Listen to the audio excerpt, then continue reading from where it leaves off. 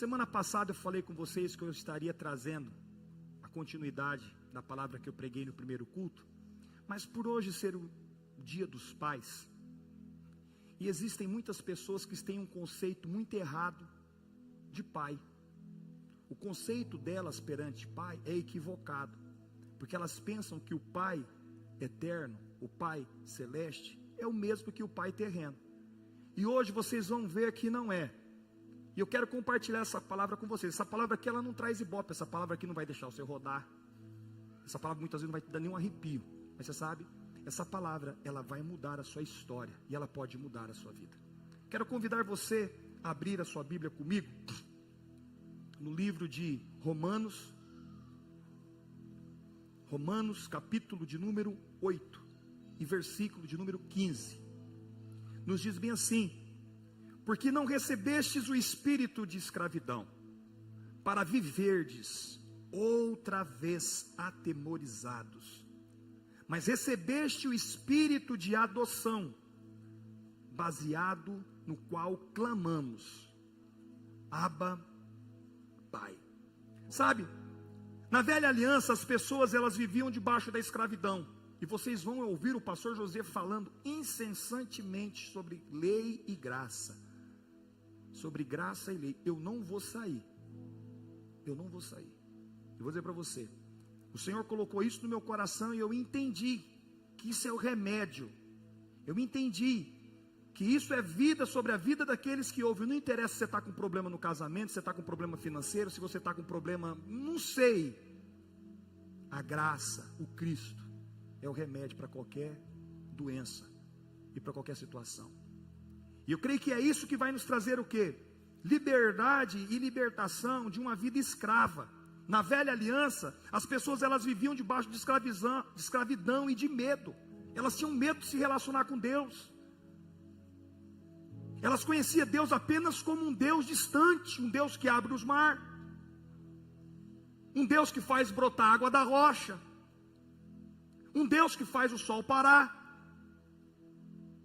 Mas hoje, nós precisamos ter a revelação que nós estamos no tempo da graça, e todos quantos aceitaram a Jesus como o único sustento salvador da sua vida, você se tornou o quê? Filho. Você é filho de Deus, e pelo Espírito nós podemos clamar Abba. É pelo Espírito que está dentro de mim e dentro de você. Você pode clamar por esse Abba.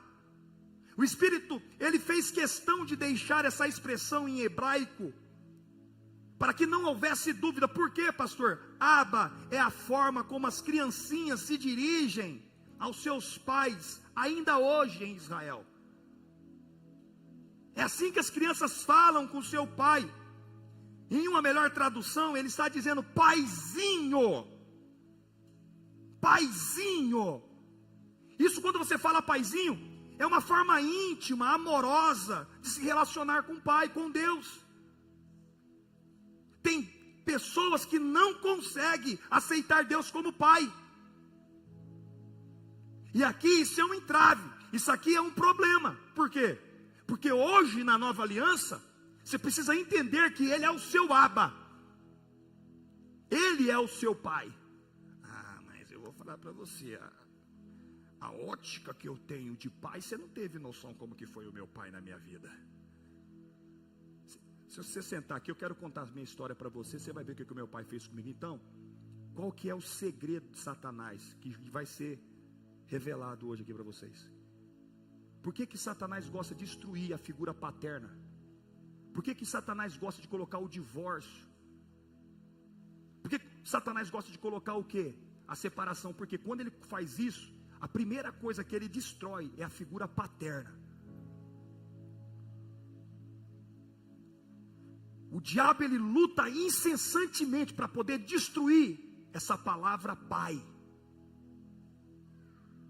Vocês já assistiram os Flintstones?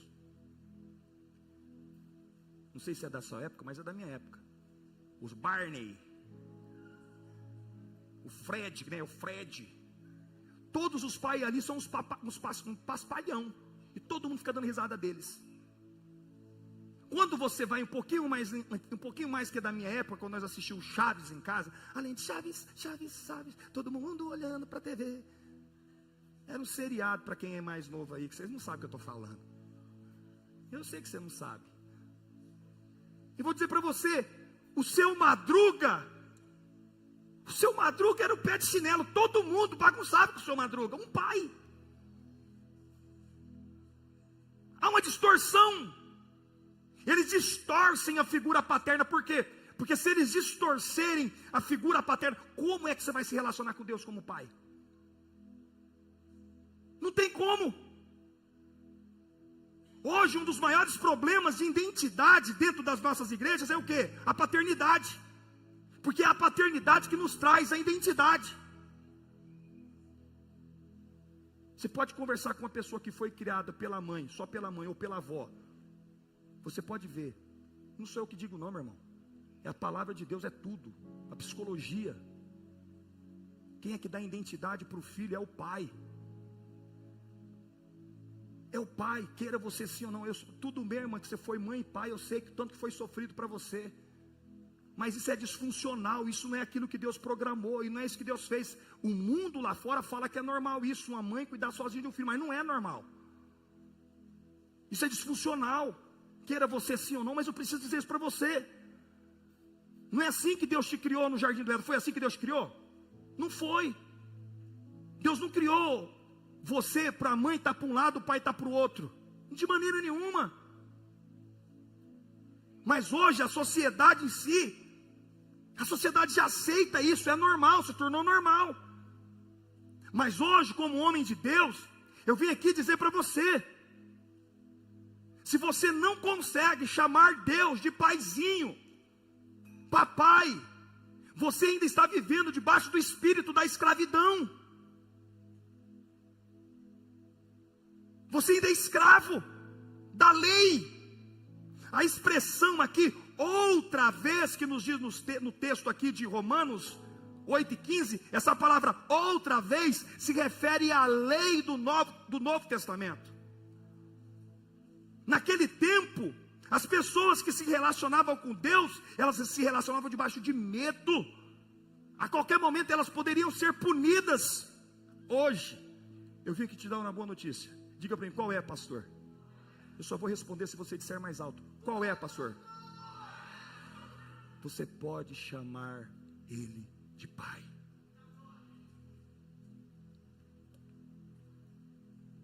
Minhas filhas, minhas duas preciosidades, não tem como saber e nem conhecer na plenitude as minhas vontades e os meus desejos. Elas caminham comigo. Elas já viram coisa do pai dela que não dá nem para falar, né, filha? Ela assim, pai, se todo mundo na igreja vesse o Senhor desse jeito, ai, pai, mas elas são minhas filhas. Elas conhecem a minha intimidade, o pai dela em casa, mas mesmo assim, elas não conhecem a minha vontade.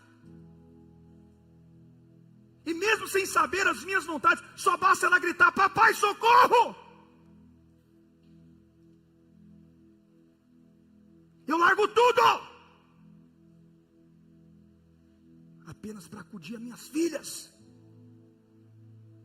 Irmãos, eu vou falar para você, eu sou um pai babão. Eu sou um pai que cuido, sempre cuidei das minhas filhas. Eu não preciso legislar por si só, por mim não. Eu não preciso me justificar não. É por boca delas. Mas eu quero dizer para você, eu sou falho, e Ele está dizendo bem assim, vocês sendo maus, os filhos de vocês pedindo pão, vocês não vão dar pedra, o filho de vocês pedindo peixe, vocês não vão dar serpente. Imagina eu. Mas o mundo tem tentado colocar um outro pai, um outro Deus para mim e você. Aconteceu lá agora, o acidente, lá em São Paulo. O avião caiu e derrubou. Foram 28 pessoas, 68 pessoas. O que é que as pessoas falam? Qual que é a primeira coisa que as pessoas falam? Vocês podem dizer? Foi o quê? É a vontade de Deus. Agora você pega e vê uma criança chorando. Porque tem criança que está chorando, porque pai faleceu, mãe faleceu. Aí você fala para a criança: filho, eu sei que está doendo, mas foi vontade de Deus, Deus vai confortar o teu coração. Você acha que essa criança vai querer se relacionar com Deus que tirou o pai dela?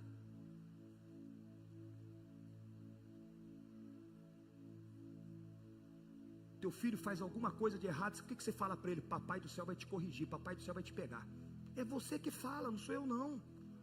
É você que tem que ensinar isso para os seus filhos. Você que tem colocado um Deus irado para se relacionar dentro da sua casa. É você que fala. Quando alguma coisa você fala: cuidado, hein, Deus está te vendo. Vocês não falam isso? Sim ou não?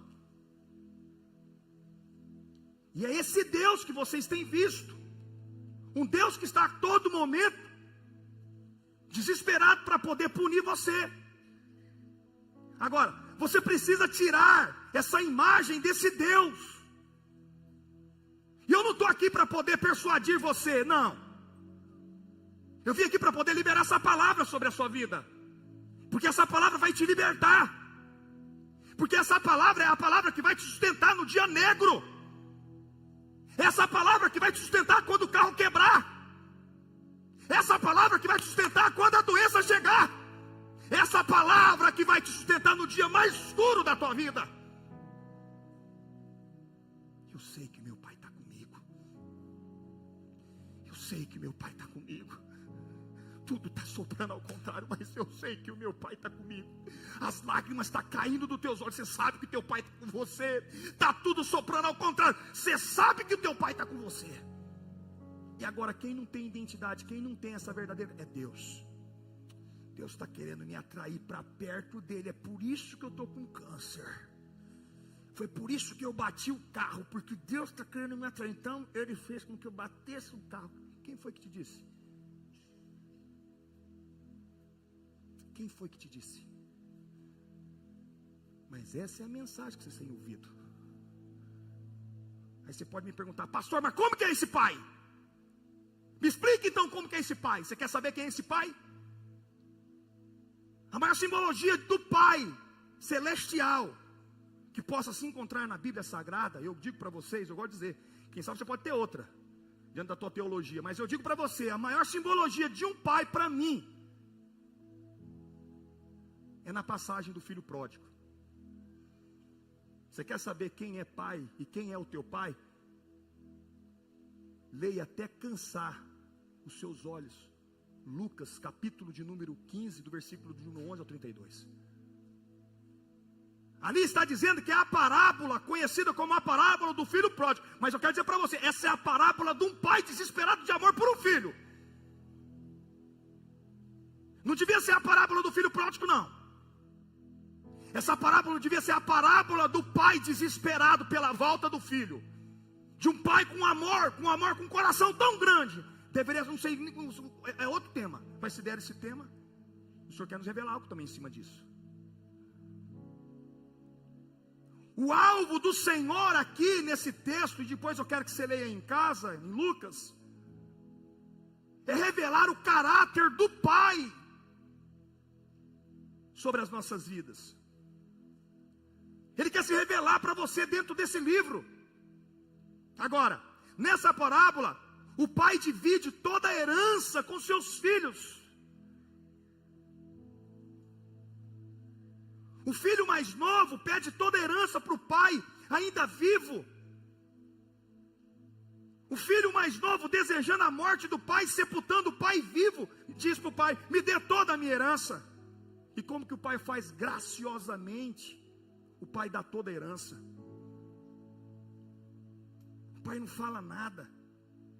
Mas ao mesmo tempo que o filho mais novo vai, tem um filho mais velho dentro de casa que nunca usufruiu do amor, nunca desfrutou de nada daquilo que era do pai.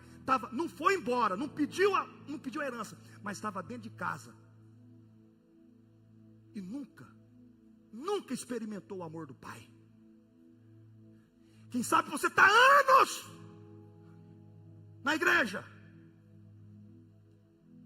mas você nunca teve a revelação do pai. Você julga as pessoas que estão do teu lado, porque você é um religioso. Você é o filho mais velho que julga todas as atitudes do pai. O filho mais velho só sabe julgar, mas nunca o filho mais velho não experimentou o amor do pai. Como você tem a capacidade de fazer isso, mais isso, mais isso? Você fica olhando para as pessoas, você fica olhando para a situação, e você não tem desfrutado do amor do pai. Será que você não está vendo? Os dias têm passado, você é uma pessoa seca, amarga, porque você não desfruta do amor do pai. A mesa está posta, mas você não come. A mesa estava posta para o filho mais velho, ele podia matar o cabrito no momento que quisesse, mas nunca matou. Ele podia deitar no colo do pai, mas nunca deitou. Mas estava acusando o irmão mais novo, que vendeu tudo e foi embora. Então nós estamos aqui diante de uma história e de um caráter do pai. É o pai que se revela. O pai se revela tanto para o filho mais velho quanto para o filho mais novo. Os dois filhos aqui estão errados. O que pediu e foi embora, e o que ficou dentro de casa. Para você que não saiu, para você que não foi. Eu nunca, pastor, eu nunca coloquei um golo de pinga na minha boca. Eu nunca pequei, mas e aí? Você nunca? Mas você tem vivido como mendigo dentro da casa do pai. Eu nunca traí, e aí? Você vive escasso. Agora fica fácil apontar para o filho mais novo. O filho mais novo meteu o pé na jaca mesmo. Foi para prostíbulo. Encheu a cara. Isso é visível. Mas fica mais fácil você acusar ele do que mostrar a podridão que está dentro do seu coração. Fica muito mais fácil. Fica muito mais fácil apontar e colocar o dedo no filho mais novo. Olha lá, eu sabia que ia dar nisso. Fica fácil. Mas se tivesse um telão aqui para poder revelar aquilo que você sente no seu coração, você também vai entender que você está talvez o pior do que o filho que foi embora. Porque você não foi, mas fica julgando todo mundo que está do seu lado. Você não aceita. Você não aceita que ninguém cresce, você não aceita porque você tem pagado o preço, nada tem acontecido para você, ué. Você nunca saiu de casa e nada acontece para você, só acontece. Por quê? Você se tornou um religioso. Vocês estão entendendo? Agora, esse filho que foi, ele teve um insight na cabeça dele. Teve um momento que ele falou assim, espera aí. E a Bíblia nos diz, lá em Lucas 15, 17, diz assim: quantos trabalhadores de meu pai têm pão com fartura? E eu aqui morro de fome. Levantar-me-ei e irei ter com o meu pai. E lhe direi, pai, pequei contra o céu e diante de ti. Não sou digno de ser chamado teu filho. O pai não falou nada para ele, já estava fazendo a fase de comiseração e de condenação, de sabotação. Você está vendo? Se sabotando antes de chegar. Já fez a carta de sabotamento. Continuando. Não sou digno de ser chamado teu filho. Trata-me como um dos seus trabalhadores. Levantando-se foi para o seu pai. Você sabe, esse menino aqui, por nenhum momento ele importou com o pai com aquilo que ele tinha feito com o pai. Eu destruí o coração do meu pai. Eu enterrei o meu pai vivo? Não. Esse guri não se preocupou com o coração do pai. Você não tem se preocupado com o coração do teu pai. Você não tem se preocupado com aquilo que ele sente. Foi você que pediu para sair. Foi você que sepultou ele vivo.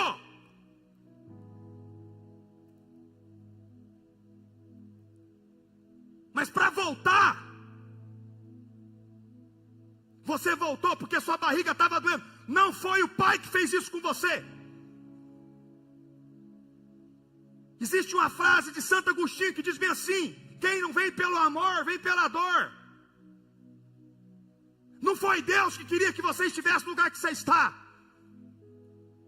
Não foi o pai que quis que você estivesse aí. Foi você que não quis ficar ao lado dele. É diferente. Foi você que tomou as suas decisões equivocadas. foi o pai. Não foi o pai. Mas você sabe o que eu aprendo aqui? Mesmo diante de uma tolice de um filho desse, o pai ansiava pelo filho que tinha se perdido. Você quer saber o coração desse pai? Você quer saber o do pai que eu falo para você? Esse pai, mesmo depois desse filho ter feito esse papelão, esse pai ansiava pela volta do filho. Olha o que nos diz o texto. Lucas 15, 20, 21. Vinha ele ainda longe. Eu fico imaginando isso aqui. Eu começo a conjecturar esse pai com aquele olhar lacrimejando. Quando seu pai o avistou, e eu vou pregar em cima disso aqui agora, a ministração vai começar agora, em cima disso aqui, e eu quero que você grife aí na sua Bíblia: compadecido dele, correndo, o abraçou e o beijou. O pai se compadeceu, o pai correu, o pai abraçou e o pai beijou aquele que sepultou ele vivo.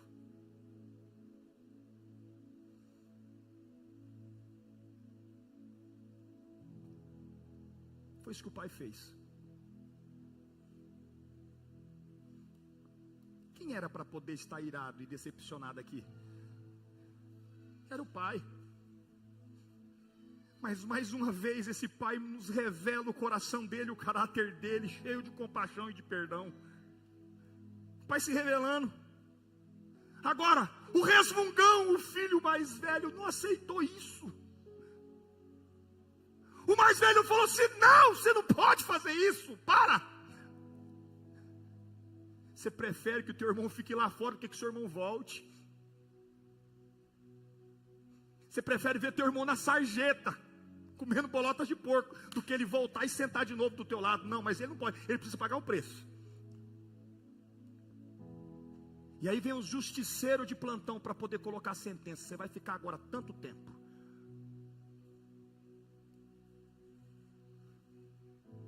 É por isso que Deus não entra na lógica humana. Deus não vai caber dentro da tua lógica humana. Ele não cabe. A sua mente é muito pequena para poder entender Ele. Na sua pequenez você não consegue. Por isso que você só consegue se relacionar com Deus através do Espírito recriado.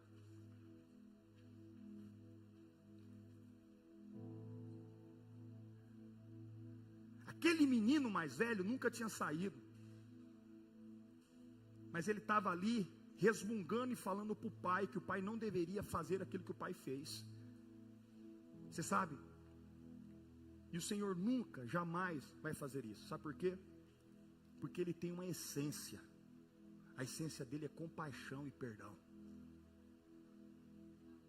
Conta-se a história que Alexandre o Grande tinha acabado de chegar de uma guerra. E ele estava entrando na cidade e tinha um mendigo estendendo as mãos pedindo uma moeda. Alexandre o Grande coloca a mão no seu alforje ali e tira 2 moedas de ouro e coloca na mão do mendigo. O capitão que está do lado olha para Alexandre o Grande e fala assim: mas como? Como que você me faz uma coisa dessa? Se você desse uma moeda de prata ou uma moeda de bronze, já seria o bastante. Alexandre o Grande olha para o capitão dele e fala bem assim: eu não dei a moeda perante aquilo que ele é. Eu dei a moeda perante aquilo que eu sou. Eu sou Alexandre o Grande. O que o senhor quer me dizer, pastor? Deus não vai te dar por aquilo que você merece, mas Deus vai te dar por aquilo que Ele é. Ele é um Deus bondoso e Ele tem compaixão para com a tua vida. Agora coloque isso aqui na cabeça do religioso. O religioso quer viver por merecimento. Eu fiz, eu tenho que receber. Ei, mas eu estou falando para você em outra ótica. Essa ótica aqui não cabe na cabeça do ser humano. Deus não nos prometeu suprir-nos de acordo com a nossa necessidade, mas Ele prometeu nos suprir de acordo com a sua riqueza e com a sua glória. Olha o que nos diz Filipenses 4,19: e o meu Deus, o meu Pai, segundo a sua riqueza em glória, há de me suprir em Cristo Jesus cada uma das minhas necessidades. Ele não vai suprir perante aquilo que eu fiz, ou perante o meu comportamento, não. Ele vai fazer perante aquilo que Ele é. Deus não vai te perdoar de acordo com os limites humanos de arrependimento, de confissão, não. Ele nos perdoa de acordo com a riqueza da sua graça. Efésios 1:7, no qual temos a redenção pelo seu sangue, a remissão dos pecados, segundo a riqueza da sua graça. Irmão, é tudo perante a graça. Não tem nada perante você, porque você chuta o balde por qualquer coisa. Você quer colocar a pessoa no vinagre, a pessoa não pode olhar torto para você que você quer colocar a pessoa no vinagre. Você é uma pessoa muito almática. Você só quer. Você acha que você merece tudo, você não merecia nada não, meu irmão. A hora que você entender que você não merecia nada, onde abundou o pecado, essa aqui é a maior revelação da graça, onde abundou o pecado, superabundou. A hora que você entender que você é uma desgraça, que você não prestava nem para poder secar o chão, eu não valo nada. A hora que você entender isso, o que acontece? A graça vem e superabunda sobre a sua vida. Ele te dá um mundo. Ele falou assim, você entendeu quem você é? Eu entendo. Espera aí, então eu vou te dar um mundo. O mundo eu coloco nas tuas mãos. Como estão me entendendo? Essa é a graça, é o favor de Deus. Mas as pessoas não querem. E a primeira coisa que eu aprendo nesse texto que eu acabei de ler com vocês é que Jesus disse que o Pai avistou o Filho e compadeceu do Filho. Ele compadeceu. A primeira coisa que você precisa ter essa clareza: compadecer. O Pai teve tolerância, o Pai teve compaixão, o Pai teve a capacidade de aceitar algo inadmissível que o Filho tinha feito. Isso aqui significa o quê? Compadecer. É o Pai olhando para o horizonte, esperando pelo Filho. Meu filho vai voltar. Meu filho vai voltar. Meu filho vai voltar. Meu filho vai voltar. E no momento que meu filho voltar, eu vou me compadecer dele. Você sabe, naquela época, tantas pessoas ricas como as pessoas menos favorecidas, elas viviam em vilarejos. Por quê? Por causa da segurança, para dar proteção. Você sabe, e todos que estavam ali em volta daquele pai, eles olhavam para a vida daquele pai velho, aquele pai sempre olhando para o horizonte, na estrada, esperando o filho voltar. E os seus vizinhos olhando para aquele senhor de idade, olhando para aquilo, eles falaram assim, mas esse homem não precisa disso. Aquele filho ingrato precisa morrer, sabe por quê? Porque quem fazia isso, existia uma lei que deveria ser apedrejado. O filho que pegasse a herança e voltasse, acabasse com tudo, quando voltasse, qual que era o merecimento dele? Morte. Mas o pai não trouxe morte sobre a vida do filho. A Bíblia não diz que o pai se compadeceu. O pai perdeu uma quantia de dinheiro, o pai perdeu a reputação, mas o pai estava com o coração cheio de compaixão para receber o filho de volta na sua casa.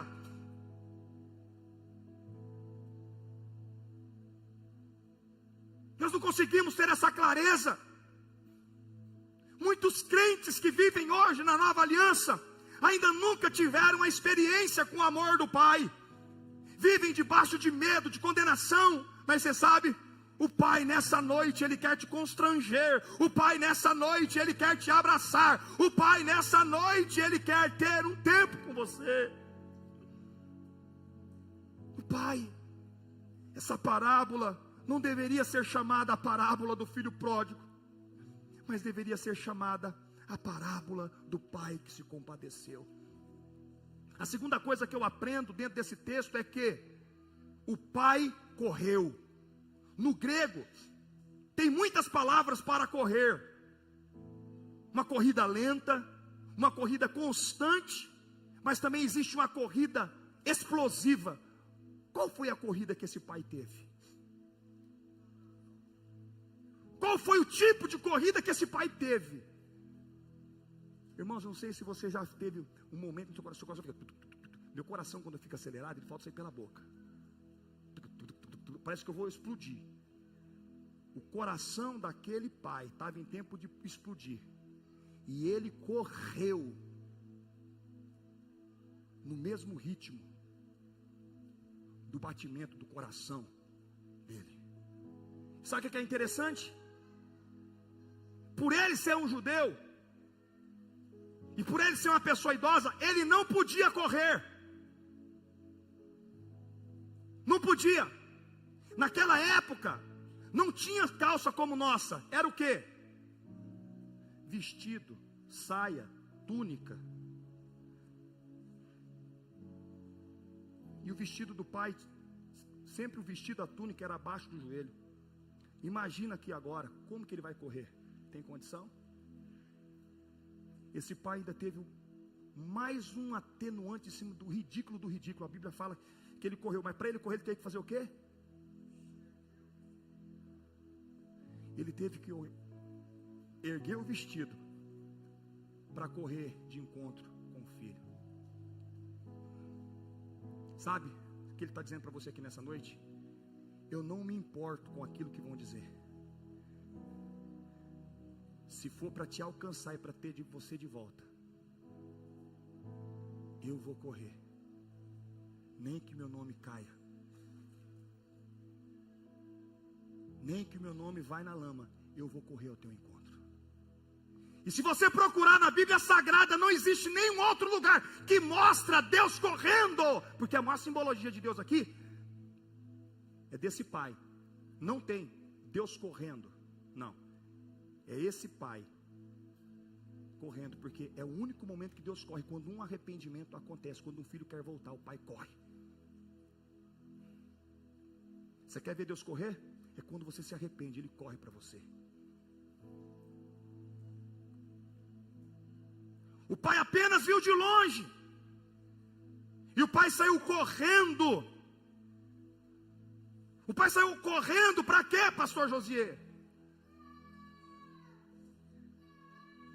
Apenas para receber o filho que tinha se perdido.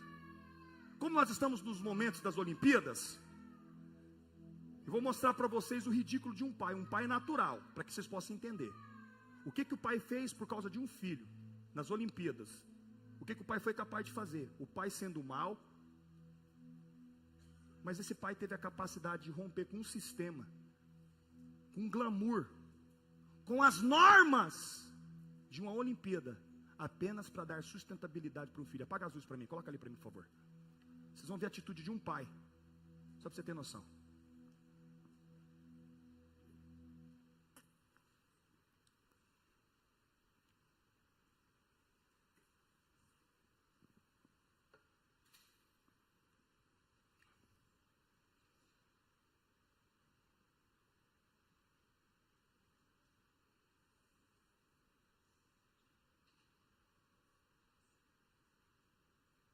Presta atenção. O atleta se machucou. O atleta estava numa corrida e se machucou. E a corrida já tem um campeão.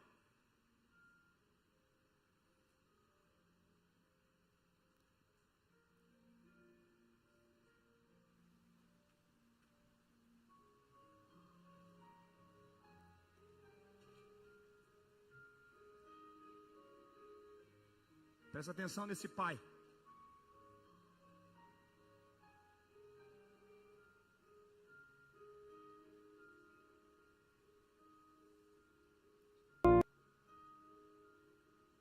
A única coisa que o filho queria era o abraço do pai. O sistema vai querer tirar o pai de perto. O sistema não quer que o pai esteja ali. O sistema quer vir, mas olha o que o pai faz. Não, deixa que do meu filho cuido eu. Não, meu filho cuido eu, sai fora. É meu. É meu. É meu filho. O sistema vai vir de novo. O sistema religião vai vir de novo. Para! Não, sai fora. Está comigo, meu filho é meu. Conta comigo, meu filho. Sistema, sai fora. Sai fora, sistema. Sai fora, sai fora, sai fora. É meu filho. É meu filho. Eu estou aqui apenas pelo meu filho. Você sabe, é assim que Deus faz com você. É assim que Deus tem feito com você e vai fazer com você. É um pai cuidando de um filho. Pode tirar para mim. É apenas uma amostra daquilo que um pai terreno, no momento de sofrimento do filho, fez. Só que você não consegue mensurar o teu pai celeste. Você acha que o teu pai que está no céu está com um pedaço de porrete para te macetar, para te machucar. Mas não é isso. O pai está dizendo hoje, e para você que me ouve, você está me ouvindo aí? Você enfiou o pé pelas mãos.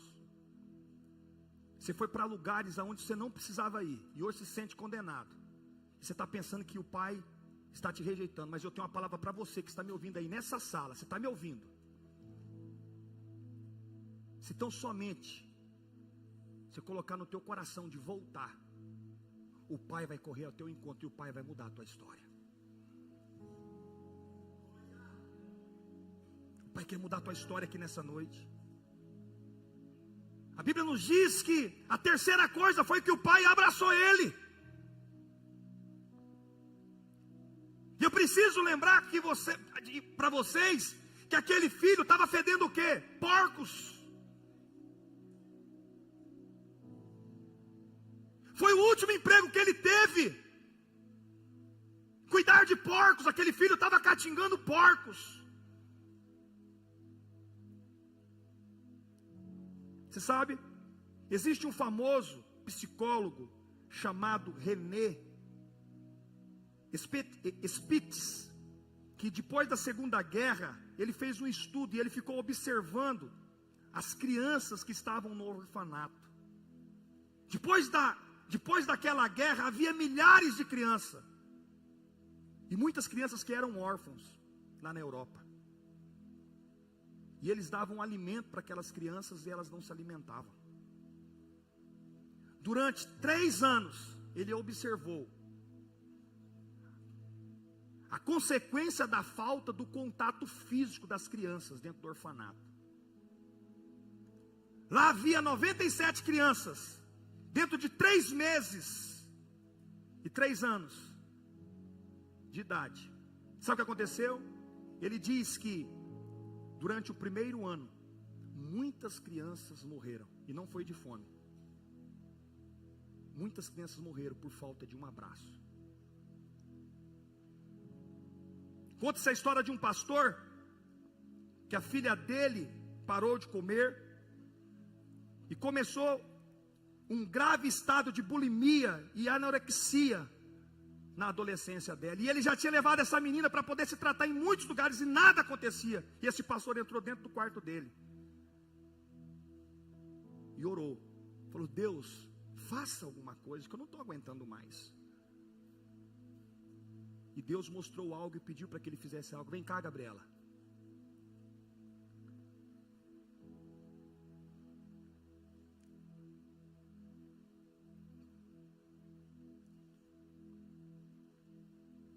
Deus ministrou no coração dele: você só vai abraçar ela, e você vai começar a dizer para ela que você ama ela. E no primeiro momento, quando ele abraçou a filha começou a gritar e queria sair do braço dele, mas ele apertava a filha cada vez mais forte e dizia para ela: eu te amo, eu te amo,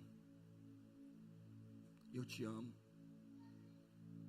eu te amo, eu te amo, eu te amo, eu te amo. E naquele exato momento, ele passou um tempo abraçando a filha dele, e a filha dele foi curada através de um abraço. Deus tem colocado a sua esposa do teu lado e você nunca abraça ela. Deus tem colocado o teu filho do teu lado e você não consegue fazer isso aqui com o teu filho, ó.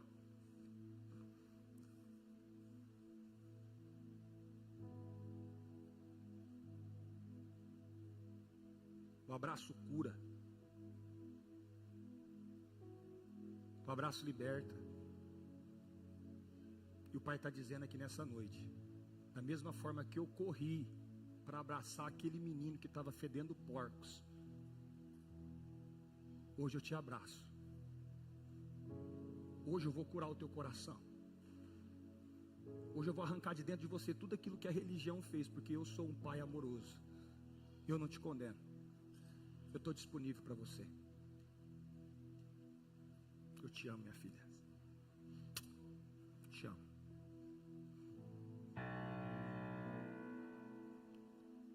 Se um abraço humano tem a capacidade de curar, imagina o abraço do teu pai.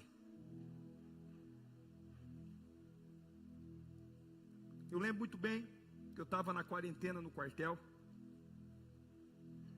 E eu fui para o quartel, quero deixar bem claro aqui, minha mãe sabe disso. Eu fui para o quartel por causa do meu pai. Meu pai tinha um sonho que o filho dele fosse o quê? Militar. E como meu pai falou assim, queria que o filho dele fosse militar, o que aconteceu? Eu me alistei na base aérea. E hoje não existe tanto orelhão igual naquela época. O orelhão foi embora. E tinha um orelhão lá que se pegasse recruta no orelhão, recruta era preso. Eu estava na quarentena, eu me lembro muito bem. Saí de madrugada, olhei se não tinha ninguém. Fui lá para esse orelhão, liguei lá de madrugada. Liguei para o meu pai e falei assim: pai, eu só estou aqui por causa do senhor. A minha vontade não era estar aqui não, pai. O senhor não tem noção do quanto que eu estou sofrendo. Eu não estou comendo, eles têm que fazer. Aí comecei a contar para meu pai um monte de coisa. O dia nem amanheceu, meu pai pegou o primeiro ônibus de Rio Verde e veio para cá. Meu pai passou lá na Americanas, comprou um bando de bolacha, ele comprou as bolachas que eu gostava, e levou para mim no quartel.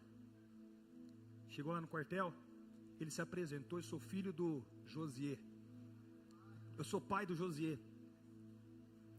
E aí, pois não, eu vim trazer aqui umas coisinhas para os meus filhos. Pois não, seu Josias, o senhor veio e trouxe. Não precisa se preocupar não. O seu filho está numa instrução agora, o senhor não vai poder ver ele. Mas o senhor fica tranquilo, que nós vamos entregar todos os bolachinhos para o seu filho. E meu pai foi embora. Ah, meu irmão, o camarada chegou dentro da sala, nós estávamos lá, ele colocou aquele bando de bolacha em cima da mesa. Cadê o filhinho do senhor Josias? Começou a comer a bolacha na minha frente. Não comi uma. Mas os 40 dias passaram e foi a entrega da minha farda. E o meu pai chegou. Quando meu pai entrou no quartel, a primeira coisa que eu quis fazer com meu pai, eu levantei o meu pai, abracei o meu pai, eu levantei o meu pai, eu beijei o meu pai na frente de todos os oficiais. Eu nunca tive vergonha do meu pai, eu nunca tive vergonha da minha mãe, nunca tive. Eu levantei o meu pai e beijei ele na frente de todo mundo. O que o senhor está querendo dizer para mim? Se eu estou dizendo para você que um abraço natural, ele tem a capacidade de curar. Imagina o abraço do teu pai que está no céu. Quem sabe você nunca teve um abraço do pai terreno, mas o pai está dizendo aqui para você nessa noite: eu quero te abraçar. Hoje o pai corre na sua direção, mesmo você cheirando chiqueiro. O pai está dizendo: eu vou correr, e não só apenas vou te abraçar, mas ele vai fazer aqui agora que é algo crucial, a cereja do bolo. O pai beijou o filho. O texto está dizendo que o pai beijou. E na palavra grega aqui usado, não significa um simples beijo, não. Foram vários beijos, assim ó, beijos, foi vários beijos. Olha o que o pai fez, ó. Foram vários beijos. Eu beijo porque é um filho meu na fé, está aqui, eu não tenho preguiça de fazer. Eu desconcertei o pastor Aloísio. um monte de pastores do lado. Eu cheguei, olhei dentro dos olhos dele e falei assim: eu quero agradecer a Deus pela sua vida. Através da sua vida, Deus mudou a minha vida. Eu vim, dei um beijo e dei um abraço nele. O pastor Paulo Cheim, ele dizia assim: Josias, se eu for lá na tua igreja, eu vou te pedir um favor. Fala: qual? Você não me beija nem me abraça. Eu falo: pode deixar, pastor Paulo Cheim. Era como ele não estivesse dizendo nada para mim. Todas as vezes que o pastor Paulo Cheim chegava aqui, eu abraçava e beijava ele. E eu sou grato a Deus pela vida do pastor Paulo Cheim. Muitas vezes nós podemos fazer as coisas e não fazemos. E o pai não se importou com o cheiro do filho, mas o pai beijou várias vezes o filho. O garoto ainda fedia chiqueiro, mas isso não impediu aquele pai de o beijar. O pai está dizendo para você aqui nessa noite, filho, o pai vai correr ao seu encontro, o pai vai te beijar. Deus, ele quer te abraçar nessa noite. Deus te trouxe aqui nessa noite de domingo para te dizer: você vale mais do que o mundo todo. O abraço do pai tira todo o veneno do diabo.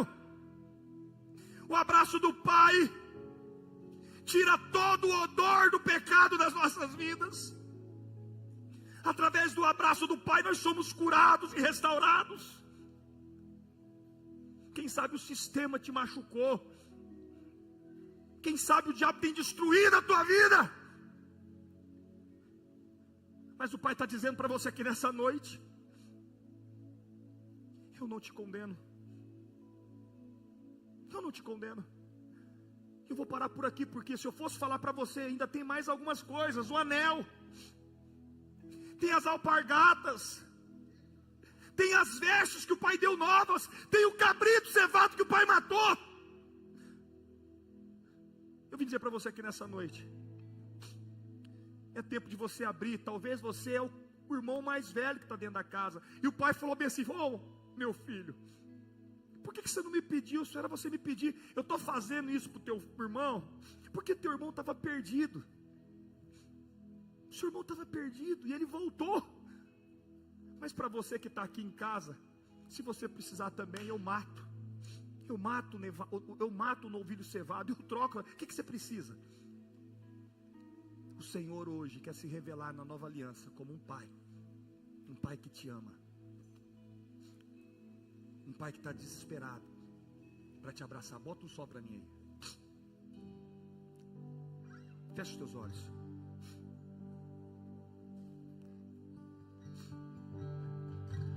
Um filho perdido, arrependido, com os pés feridos, tanto andar, viveu nessa vida tantas fantasias, não teve alegria, só teve ilusão. Vendo o pai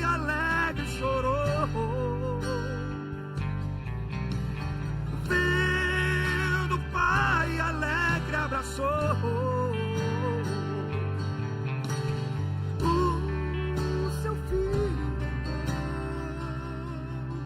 de novo para o lar do pai.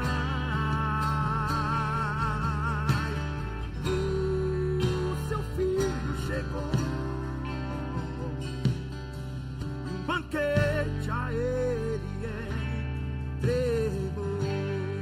Escute, e você que anda em rumo das chamas, o inferno é terrível, lugar de pavor, mas Cristo te espera, de braços abertos. Ó, vem sem demora, viver com Jesus. Vendo o pai alegre chorou, vendo o pai alegre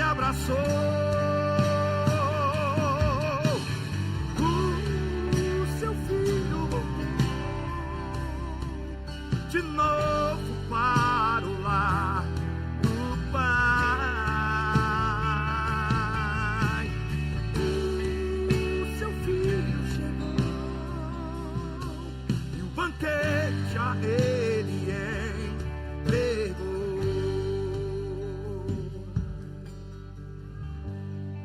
Você sabe, o Pai hoje Ele te espera nessa noite. Essas eram as canções que nós cantávamos no nosso tempo de evangelismo. Um Pai que está disponível para você. Eu quero convidar você para se colocar de pé agora, em nome de Jesus. Oh, Espírito Santo.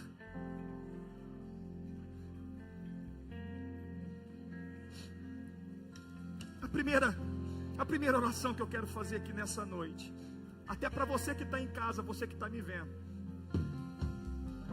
você que está me ouvindo, quem sabe você vai ouvir essa pregação depois de anos, depois de meses, mas você sabe, o Pai está dizendo para você: eu só estou esperando um posicionamento teu, e o posicionamento que eu quero de você é apenas que você volte. Eu não estou para te condenar, eu não estou para colocar um jugo sobre a tua vida, eu apenas estou te esperando de braços abertos.